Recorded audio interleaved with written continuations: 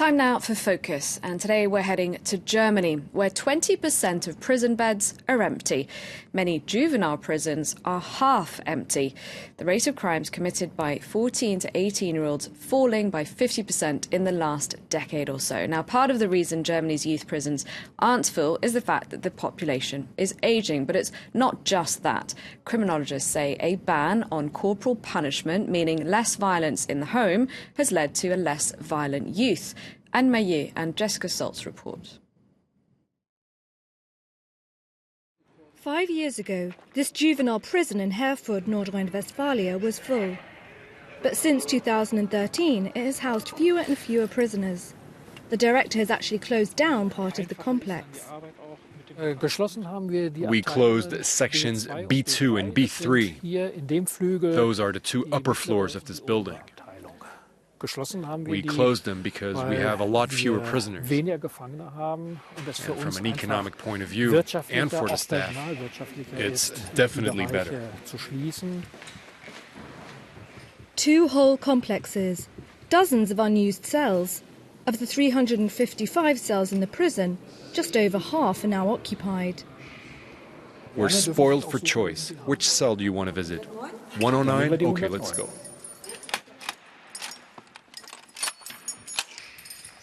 With fewer prisoners, the staff are able to claim their overtime hours. The atmosphere is much calmer. All prisoners here are supervised by social workers and given the opportunity to learn a trade. They have about 15 different professions to choose from. We are reaping as much as possible the benefits of the current situation. The pace is less hectic. And since our staff remained the same, we have much more time to deal individually with each inmate. And this detention centre is by no means an isolated case. The number of young people serving prison sentences has decreased considerably in Germany. Demographic change is just one reason that explains this. Between 2007 and 2015, juvenile crime dropped by 50%, according to a report by the Institute of Criminology of Lower Saxony. Experts from the institute are employed by the government to assess youth violence. They regularly interview thousands of students in the region. Official data only identifies offences recorded by the police. With these polls that we carry out with young people, we are able to supplement that data with the crimes that are not reported to the authorities. All of this information gives an overview of juvenile crime and its origins. And the criminologist's findings are surprising. According to Søren Kliem, the dramatic decline in crime is explained by a reduction in youth unemployment and also by a significant decline in violence within families. We believe that young people who have not experienced violence at home have a much lower acceptance of violence. And when this acceptance decreases, young people are less inclined to commit violence and do not tolerate it in their friendship circles. Corporal punishment has been illegal in Germany since 2000. This law has had profound effects.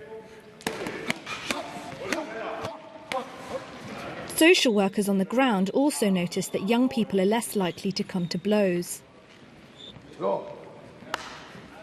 Werner Beer has run this boxing club in Hanover for 20 years. His slogan, boxing instead of violence. In the ring, there are rules. In the street, there are none. I teach them these rules so they can also use them outside. Werner Beer has been working closely with the municipal police for years. He looks out for the kids in the neighbourhood. My guys are confirming this. They tell me, in the streets, on the playgrounds, there are less fights, it's quieter. But let's be careful. We must continue to invest in our youth, because there are not enough clubs like ours, not enough places in the neighborhood to keep young people entertained. So once again, we're seeing a lot of them hanging out on the street.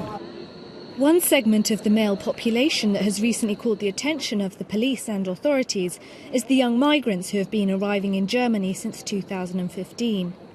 They are often blamed for a new rise in juvenile crime.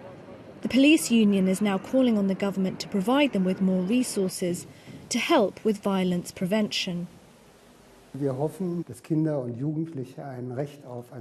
Every effort must be made to ensure that the rights of children and young people to a violence-free education is extended to families who come to live with us from countries where there is a different relationship to domestic violence.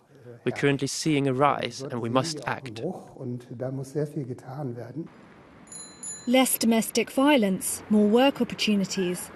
According to the Institute of Criminology of Lower Saxony, the German plan to combat juvenile delinquency could also work in other countries, if they are given the means.